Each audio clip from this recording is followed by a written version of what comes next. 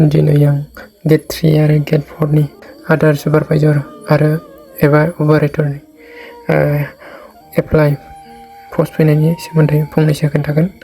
अर्गानाइजेसना जाहैबाय CSE government service India limited. Post नेमा जाहैबाय आदार सुपारभाइजार एबा अपारेटर। टटेल पस्टआ जाहैबाय माल्टिपल। एप्लाइ मोडआ जाहैबाय अनलाइन जागोन दे। अके बे जाहैबाय अल इन्डिया मेल एन्ड फिमेलआ बेखौ एप्लाइ खालामनो हागोन। एज लिमिटआ जागोन 18 इयार्सनिफ्राय जागायनानै।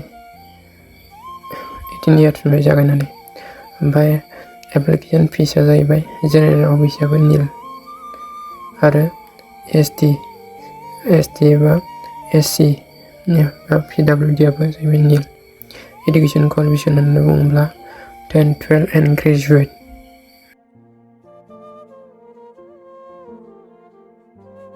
इम्पर्टेन्ट डकुमेन्ट्स खालामनानै लानांगोन। आधार कार्ड थानांगोन, 10 सार्टिफिकेट, 12 सार्टिफिकेट, मबाइल नाम्बार, माय email ID, passport size photograph, signature certificate and as proof. जायखिजाया एज प्रुफ मोनसे दंबानो जाबाय।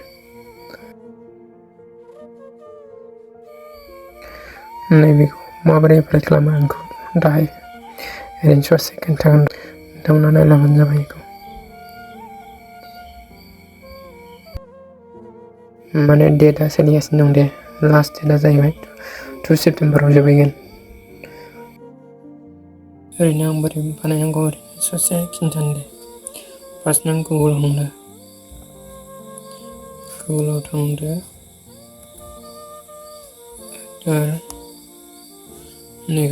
आदार सुपारभाइजार रिक्रुइटमेन्ट जायखिजाया मोनसे वेबसाइट लाबाय।